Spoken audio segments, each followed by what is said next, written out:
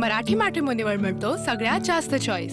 मराठी मॅट्रिमोनीने लाखो स्थळं जुळवली आहेत। यापेक्षा चांगली गोष्ट काय असू शकते? मराठी माणसांची नंबर 1 चॉईस मराठी मॅट्रिमोनी। मुलाखती पार पडतात, कशा पद्धतीचा प्रतिसाद मिळू शकतो? नाही, काँग्रेसमध्ये जवळजवळ 300-350 लोकांनी अर्ज केलेले आहेत आणि प्रभाग वाईज आम्ही आज 10 प्रभागाच्या आज मुलाखती आणि उद्या सकाळी 8:30 वाजल्यापासून राहिलेले 10 प्रभाग असे म्हणजे 81 उमेदवार जे असणारे त्यांच्या मुलाखती ठेवलेल्या आहेत आणि प्रचंड उत्साह आहे काँग्रेसमध्ये।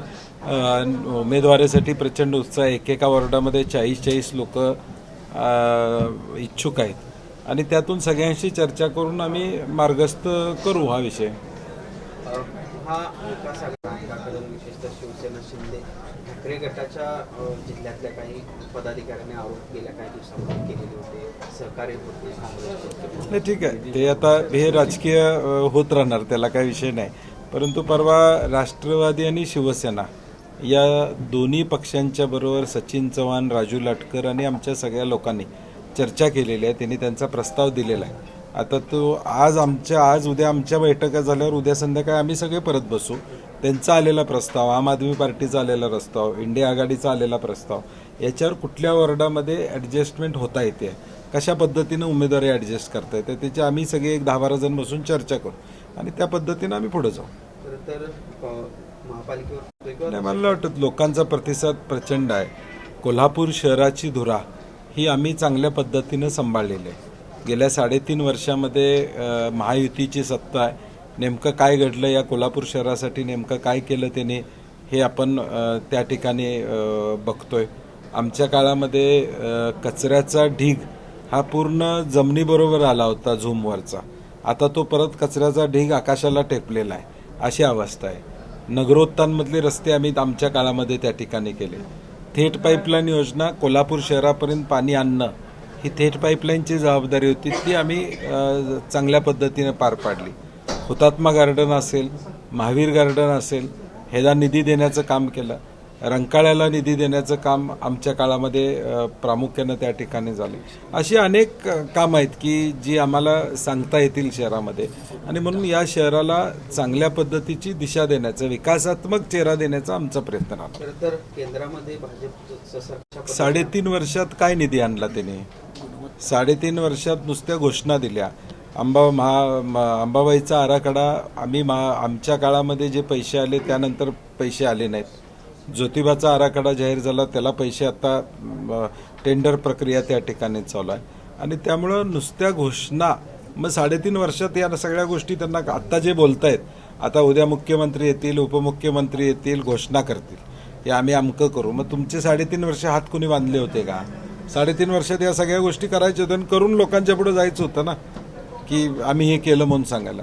त्यामुळे हे सगळं थोतांड आहे। आमची सत्ता असेल, असं होईल तसं होईल, काही नाही।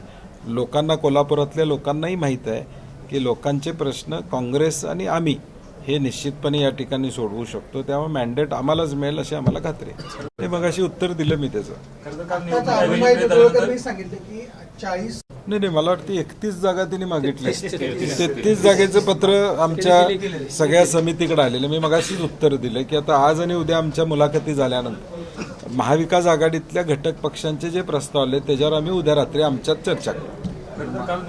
मला वाटतं काल बऱ्याच लोकांनी कार्यक्रम घेतले होते, माझा सुद्धा एक कार्यक्रम संध्याकाळी होता, परंतु आम्ही केला नाही कारण की आचारसंहिताचं बंधन विरोधकांना जास्त आहे, सत्ताधाऱ्यांना कमी आहे आणि निवडणूक आयोगानं पहिल्यांदा मला वाटतं घडते, विक्रम जरग इथं सिनियर आहेत, त्यांनी सांगावं की महापालिकेची निवडणूक जाहीर होते आहे आणि महापौर पदाचं आरक्षण जाहीर होत नाही।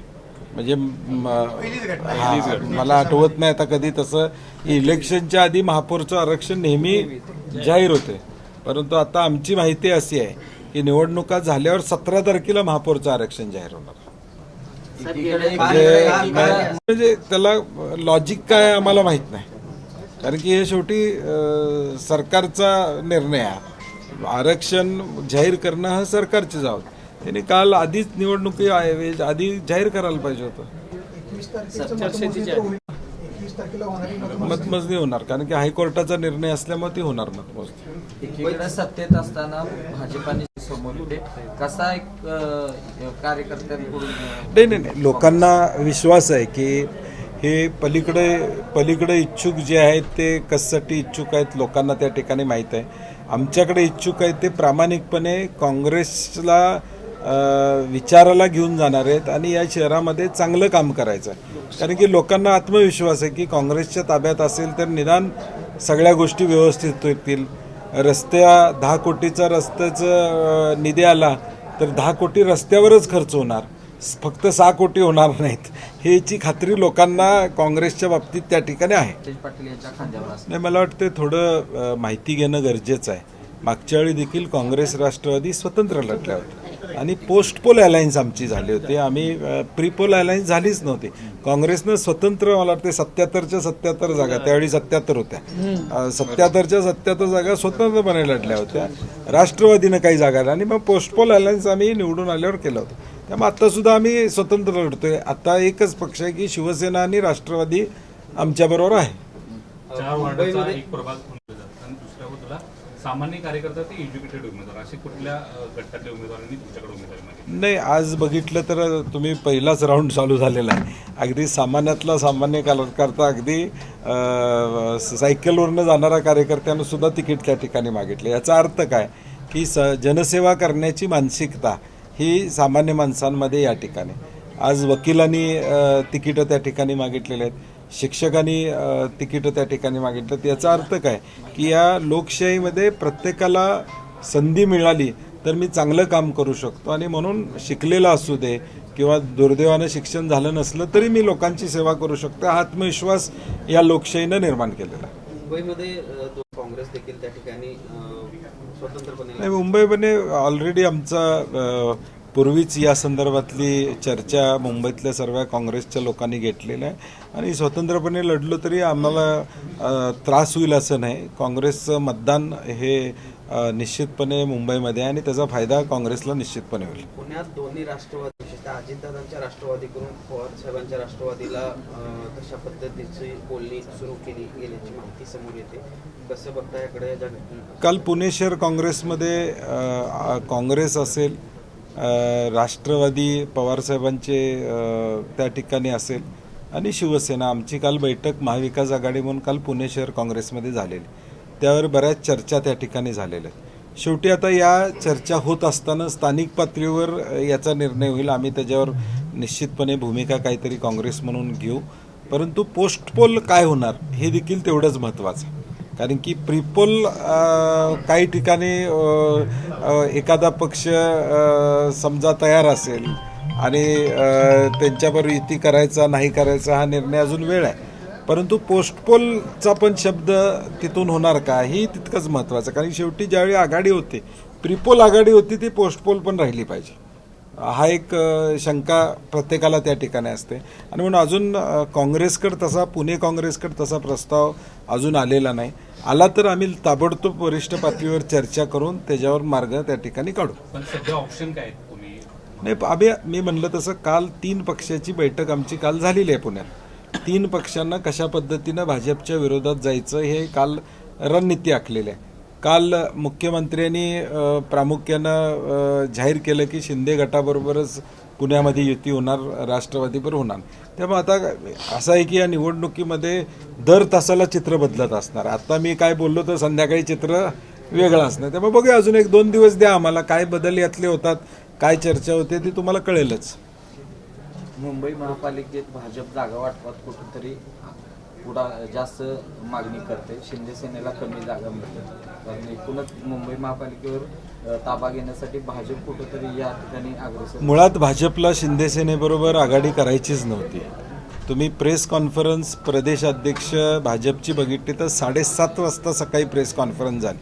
म्हणजे दिल्लीतून रेटा आला की आघाडी करावीच लागेल, नाहीतर ते आघाडी स्वबळावरचीच भाषा भाजपची. मुंबई, ठाणे, कल्याण, डोंबिवली या सगळीकडे स्वबळावरची शाळा.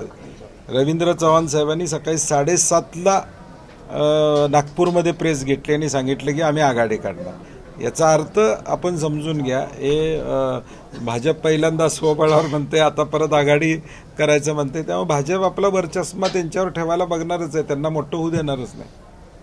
चल साहेब, त्या बुकमधले असणारे आपण आहात, त्यांनी जे काही वक्तव्य केलं किंवा जे काही भाकीत केलं त्या अनुषंगाने काही चर्चा झाली? नाही, शेवटी त्यांचा अनुभव प्रचंड आहे. देशामध्ये PMOमध्ये त्यांनी राज्यमंत्री म्हणून काम केलेलं आहे आणि काही माहित्या विरोधकांच्याकडे सत्ताधाऱ्यांपेक्षा जास्त येत असतात.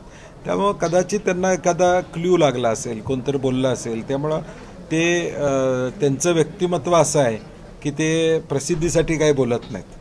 काहीतरी तथ्य असल्याशिवाय ते हे वक्तव्य करणार नाही. ठीक आहे, 19ची तारीख कदाचित पुढं जाईल, परंतु काहीतरी चर्चा कुठंतरी असल्याशिवाय त्यांच्या तोंडी ते वक्तव्य येणार नाही. अस्वस्थता निर्माण झालेली दिसते. भाजपमध्ये BJP खासदारांना जरी मान्य करत नसले तरी अस्वस्थता दिसते. नाही, मी तेच म्हणतोय ना, म्हणजे काही ना काहीतरी कुठं ना कुठंतरी ही चर्चा सुरू आहे. त्याशिवाय हे एवढं लगेच त्याचं खंडन होणं, त्याच्यावर लगेच प्रतिक्रिया भाजपनं देणं, म्हणजे काहीतरी चर्चा चाललेली आहे हे सत्य आहे. महानगरपालिकेत बोर्ड विरोधकांचं बोर्ड आहे विकास कामाचं काँग्रेसचं काढलं. राजकारण आतापर्यंत नाही, मी मगाशी म्हटलं, काल विकास कामं आमची पण होती, आम्ही नारळ फोडले नाहीत, परंतु सत्ताधाऱ्यांनी आचारसंहिता 4ला लागल्यानंतर सुद्धा अनेक ठिकाणी नारळ फोडलेत. आता ते निवडणूक आयोगानं केलं पाहिजे. आता आम्ही असल्या बारक्या तक्रारी करून आमचा वेळ घालवणार नाही. आम्हाला फोकस आहे ते कोल्हापूर शहराचा विकास करणे आणि मतं घेणे.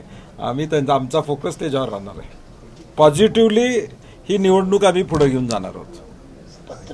मराठी मॅट्रिमोनीवर मिळतो सगळ्यात जास्त चॉईस. मराठी मॅट्रिमोनीने लाखो स्थळं जुळवली आहेत. यापेक्षा चांगली गोष्ट काय असू शकते? मराठी माणसांची नंबर 1 चॉईस मराठी मॅट्रिमोनी.